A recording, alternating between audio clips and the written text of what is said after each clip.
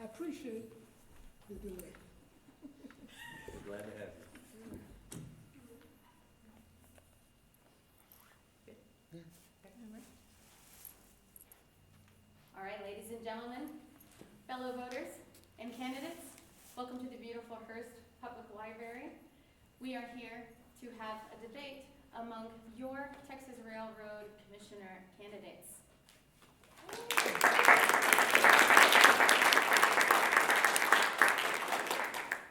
My name is Jessica Pallett, and first I would like to introduce the candidates to you. Martina Salinas is the Green Party candidate for Texas Railroad Commission in the 2016 election. She was also a Green Party candidate for Texas Railroad Commission in the 2014 elections. Salinas is proud to call Laredo, Texas, her hometown. She attended college at the University of Houston, earning a degree in civil technologies and construction management. Martina is a construction inspector and has worked in the construction industry for 10 years. Welcome. Thank you.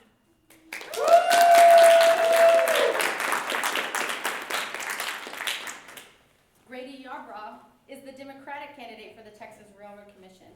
He was a former Democratic candidate for U.S. Senate in 2012. Yarbrough is a retired school teacher holding a business education degree from Texas College and a master's in education from Prairie View A&M University. Yarbrough is also a Navy veteran.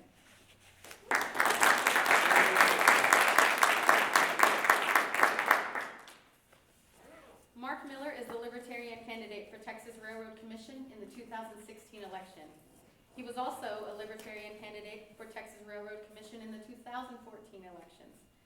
A native Texan, Miller has worked as a petroleum engineer, an associate professor, and a chief technology officer. He holds a Bachelor of Science in Engineering from Harvey Mudd College and a PhD from Stanford University. Welcome, Mark.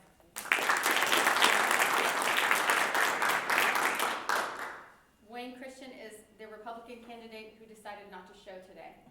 Boo! Oh, yeah. Indeed. Boo!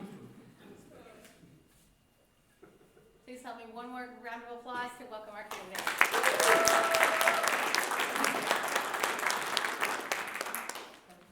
I'd also like to introduce some of the organizers of this great forum and debate today. Please give a hand for Brooke Bailey and Diana Wood.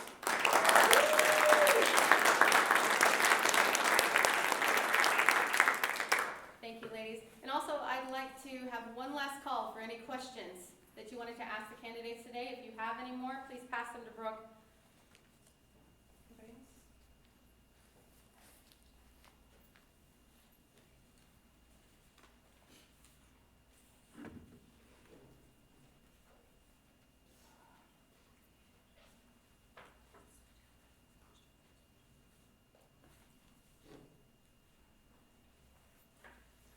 Thank you for that question.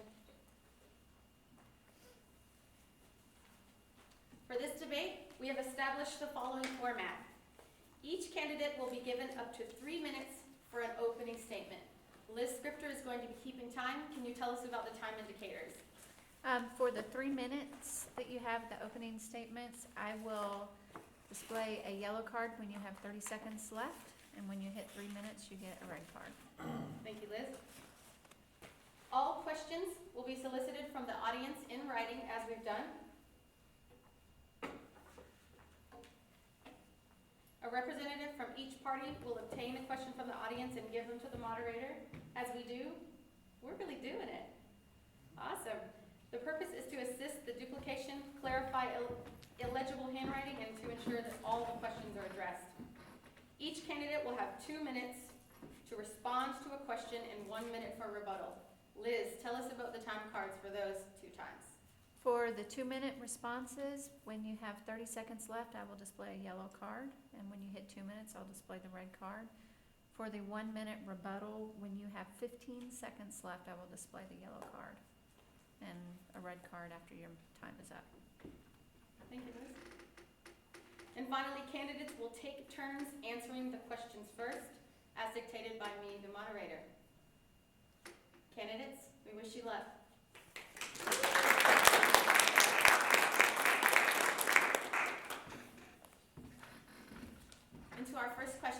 First to Martina. Explain the Texas Railroad Commission's role, and what experience do you have that better qualifies you over your fellow candidates? The Texas Railroad Commission, in its current form, is supposed to regulate the oil and gas industry in Texas. It's supposed to be in charge of pipeline safety, and it's also supposed to oversee surface mining, which we don't have a lot of in Texas right now, and also promote alternative fuels. For them, the definition of alternative fuels are propane, liquefied natural gas, and butane. Absolutely no biodiesel, which to me is the actual alternative fuel. But I think I'm best qualified for this position to be a consumer advocate. I do have construction experience. I could have easily gone into the oil and gas industry, which I did not, but I have experience out in the field. The previous candidates, previous winners have worked in the industry, but as CPAs, or they worked for their father in their legislative office. But I really do think that the commission needs to come back to be a consumer advocacy group, and that's what I want to do. I want to stand for the people of Texas, not the industry. So we can no longer stand to have this commission be an industry spokesman.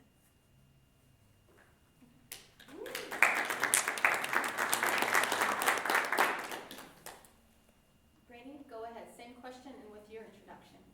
Well, my experience has been in the field of education. I think I've said that to some of you. I'm not, experienced in the oil and gas industry. To me, I think it needs someone that is outside of that industry and that are not, or is not rather, captivated by the oil and gas industry. I would be an advocate for the people. The people's rights are trampled. They are not heard. The example that I'm referring to is the ban that was voted upon in the Denton area. They voted to ban the fracking practices that goes on there. And what happened, the legislature passed House Bill 40 that forbid cities and locales to bulk, shall I say, the oil and gas industry. In other words, gave the oil and gas industry a free hand to do whatever they wanted to do. Now, we have, as a constitutional right, our eminent domain. In other words, you have the right to do and to say and to govern your property, and no entity can take that away from you. So I will be a strict advocate for the people of the state of Texas, and I think that we have to keep in mind that we live in an environment where it's true, the business interests have a right to claim or to harvest or to mine or to do whatever they can to get our natural resources. But at the same time, the rights of the people should be upheld. It should not all be the rights of the business corporations to do what they want over the wills and the rights of the people.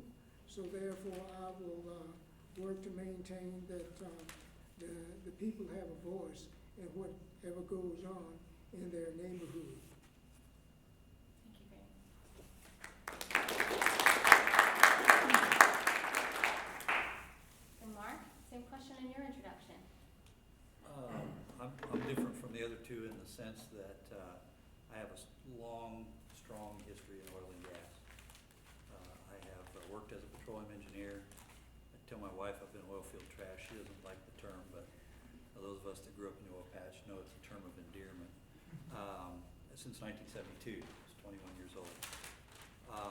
Worked as a university professor for a time, about 18 years, taught petroleum engineering at the University of Texas at Austin. Have a PhD in petroleum engineering.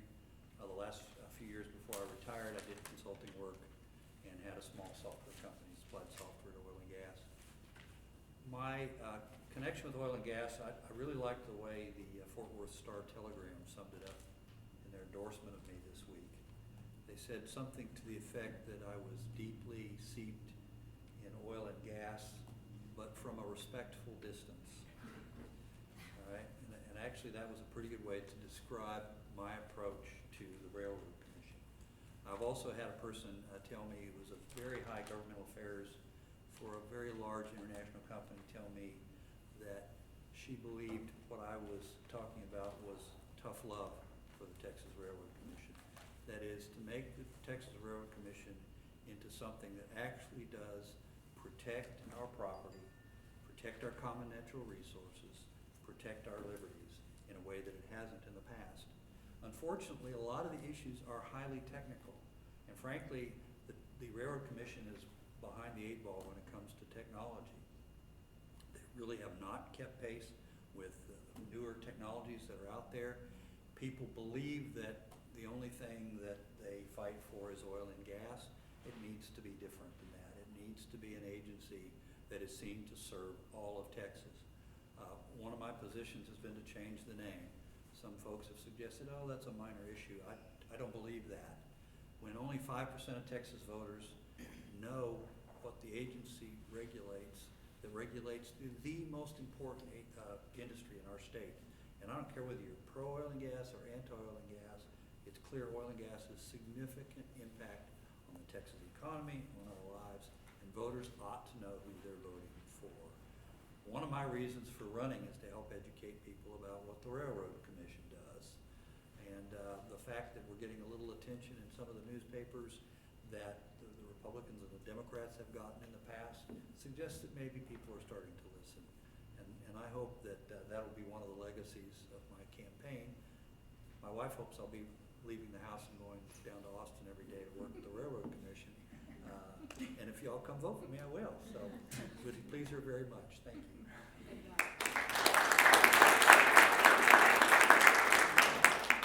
Okay, thank you for your introductions, candidates. We'll move into the questions. You have 2 minutes to answer, and then you'll have 1 minute if anyone has a rebuttal. All right? Let's begin. I asked the first question first to Martina, so we'll move on to Grady. Will you pledge not to take a job in the industry you are regulating after you leave office? Grady? Yes, I will pledge that I will not take a job in that industry. I also will pledge at the same time that I will not take any kind of contributions from any industry that has business before the Railroad Commission. At present, from what I understand, there are contribution derived from entities that's doing business before the commission. To make it plain to everyone, I'm not running for anything after this, so I don't need any campaign. My campaigns will be over after this election, so I don't need any campaign contribution. So I can 100% say that I will not take any monies from entities doing business before the commission, nor will I take a job with an entity that has done business with the Railroad Commission. So the answer is emphatically no. Thank you. Mark, a rebuttal? It's an interesting question. Let me answer, first of all, similar to Grady. If I'm elected Railroad Commissioner, I'll be nearly 66 years old. I'll serve a 6-year term and be nearly 72. It'll be time for my second retirement so I can get that big fat state pension. Build my wife a pool. But look, it's really kind of a silly question, because imagine I was 50 years old. I'm a petroleum engineer, and you would ask me not to engage in my profession after I served the people of Texas for 6 years. I think that would be wrong-headed. I'm not sure why it's a conflict of interest to take a job in the oil and gas industry, especially if you've worked in the oil and gas industry your whole life anyway. To me, it would be like taking away my livelihood. If I was 50, I would lose my livelihood. So I really kind of think it's an unfair question. Martina? I agree, having a position in place of not being able to take a job with the industry or the lobbyist group that represents the industry, because I think there's too much of politicians trying to look for their future after office and not actually looking at what they're supposed to do in office. There's too many of them that what they're hoping to get after office is affects and influences their decisions in office. It's sad to see that and say that, but it is true. I can see where Mark is coming from, but there are so many that are not willing to do their job as a commissioner and stand for the people of Texas because they want a job after they leave office. So I do pledge not to take a job with the industry after I leave. And I'm only running because I think the people of Texas need it. So I'll be in there as much as they want. And I also pledge not to run for a high office while I'm still serving my term. Can I do a rebuttal? Is this appropriate? That was your 1 minute. Thank you, sir. If I wanted a job in industry, I'd take it right now. Railroad commissioner pays $130,000 a year. If I were to take a job in industry, I would probably get at least 3 times that. Why would I possibly go to work for the Railroad Commission? Why would I possibly agree to serve the people of Texas when you would shut the door on me being a working member in my profession? I just don't think it's a realistic expectation.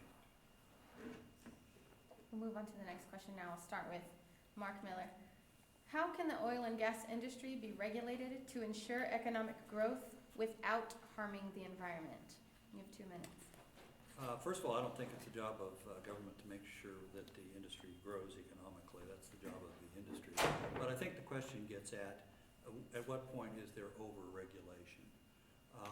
And the main way that you deal with regulation is that you don't presuppose what the answer is. What you do is you make sure people pay when they harm your property or harm the environment. So the answer is to have a regulatory practice where companies can seek answers to the problems, and there's real problems, there's real things that need to be done to protect our groundwater. And certainly it's true that we should make sure that we don't put in frivolous regulations, that are regulations that sound good but don't really do much. And frankly, there's a lot of those around. And so I don't believe in sort of doing an economic calculation. If it's a good regulation, it should be a good regulation. I would be very, very careful not to put in regulations that would just not do any good. I've also proposed that the existing regulations need to go under sunset review, at least once every 10 years. It's a 125-year-old agency. There have been lots of regulations. Frankly, they're outdated, and some of them aren't necessary. Some of them are just kind of kooky, frankly. And so by getting rid of some of those and focusing on the regulations that really matter, that really do protect people, that's the way we do that. Thank you. Martina, rebuttal, 1 minute. What was the question again? I'm just kidding. Over-regulation? How can the oil and gas industry be regulated to ensure economic growth without harming the environment? I work in the construction industry as an inspector, so I work with good companies, I work with bad companies, and I work with good companies that make mistakes. So right now, I don't think we have enough inspectors inspecting our well sites. Mostly the industry has been left to self-regulate or take care of themselves. And we know that is not a workable process. You have too many things that go under the radar, and we need more people out there. So I think we need more inspectors out in the fields and make sure they have a workable workload. Yes, I would make sure that the equipment is working properly that they use to extract oil and gas from beneath the surface. Make sure that after they have completed their work, that the the site is cleaned up extremely well. In other words, it should be left in the same manner that it was found. I noticed the strip mining process in one of the counties right out of, I can't think of the name of the county there. Anyway, they dig the coal out of the ground and they haul this coal to a processing plant. And after they are done, they cover the gaping hole completely. They even sod it with grass. And if you drive by that place, you can't tell that that was a pit mining process because it's completed so beautifully. Cows are grazing there just like nothing never happened there 3 or 4 years earlier. So I would make certain that the harvesting processes such as oil and gas make sure that they clean up and leave the environment in the same manner in which they found it. Thank you, Mr. Yarbrough. On to our next question. Dr. Martina, Yes. hydraulic fracturing is causing seismic activity. Oklahoma has discontinued fracking. How will you address this concern? And do you have concerns of other human activities having a negative impact on climate? I do believe in our scientists, and I do believe in global warming and climate change. I believe that man has created so much industry that we've affected our environment. As for hydraulic fracking, the disposal wells have been tied by numerous studies from universities that they do cause the earthquakes here. They also caused it in Oklahoma, like you said, and they shut down the disposal wells, even though for the longest time the industry and the commission has been saying there's no tie. So I believe that we need to start transitioning away from fossil fuels and transition over to renewable energy. I think Texas has enough sun and wind that we can make it work, and we can provide some funding with the Texas legislator to our universities to get the research to know what the best technology to use and the best sites. So I really want the commission to take up that forum and push for renewable energy, the actual alternative fuel. Grady, you have 1 minute. Do you have a response? Yes, I'm definitely against the fracking process. It causes our earth to shake, as she has indicated. I'm fully in agreement with what she has said. The oil industry, oil and gas industry, doesn't see it the way we do. They think that fracking doesn't cause any problem whatsoever. And studies has indicated that it does cause problems. So I'm in favor of weaning ourselves away from the fossil industry into a renewable type of energy. Just to throw a little humor into our debate here, the reason why I said that they don't see it the way we do, because if you can remember watching television, there was a lady say, "I'm an energy voter."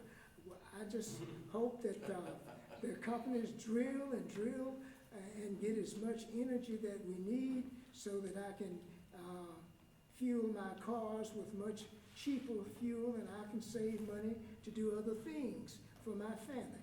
I'm an energy voter. Well, that really has nothing to do with the process that we use, which is what we call fracking, because prices are set on the world market. OPEC is responsible for the setting of oil and gas prices. And so whether we drill a lot or whether we drill very little has very has a very small results on what the prices of oil and gas is going to be. I Thank see you, I've got Grady. a Your red time is flag, up. so Yes, I sir. need to stop. Thank you. Mark Miller? It's an awfully big question to do in a minute. Let's Yeah, see well, what I can make do. it happen. First of all, fracking does not cause earthquakes, period. Period. It's not fracking that causes earthquakes. Wastewater injection is what is responsible for the earthquakes where we have. But as part of it. And wastewater injection comes from all kinds of oil wells, oil and gas wells, not just those that are fracked. So it is not the root cause of the earthquakes. The earthquakes are real, they need to be dealt with. But as long as we talk about it being fracking, the oil and gas industry is going to ignore us. They're not going to ignore us if we talk about the real cause, which is wastewater injection. And it is something that needs to be dealt with. And I'll get back to the other parts of the question in a little while. But I just want everybody to know that we know that fracking is not the culprit. It's the water that's produced with oil and gas that must be disposed of. Could I, redo it? 1 minute, Okay. one real minute. If it wasn't for the fracking, he said that water is what caused it, but then you have to use water to do the fracking. From what I understand, the water shadows the shale beneath the surface, and this is what produces the gas. So if you don't use the water, well then, fracking, you wouldn't have that problem, but the water causes the fracking. So you can't say that earthquake develops on its own. Something has to cause. I still believe in the old process that, whatever occurs, there's a reaction. In other words, there's an action and a reaction. The reaction is from the water being pumped into the earth. Okay, she said I should stop. I need to rebut. 1 minute, Mark Miller, final rebuttal. The vast majority of the water that's produced from any oil and gas well is not the fracking water. The vast majority is natural water that comes naturally with the oil and gas. So the only way to stop having water to dispose of is to stop producing oil and gas. It's not to say produce without fracking, it's to stop producing oil and gas. I'm frankly not ready to do that, and so we have to figure out a way to deal with this water. But as long as we keep talking about the myth that it's fracking, we will never get anywhere with solving the real problem, which is the wastewater wells, not the fracking. Thank you, Dennis.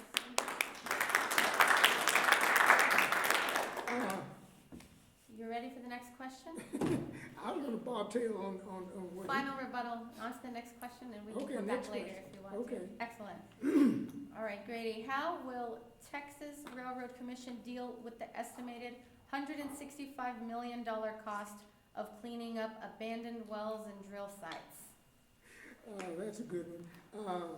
2 I minutes. think that the companies that left those well sites unkept should be called back and made to take care of the situation that they left behind.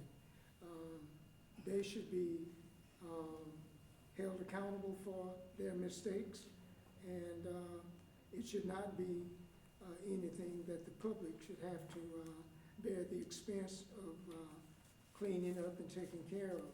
They made the money when they were drilling for oil and gas.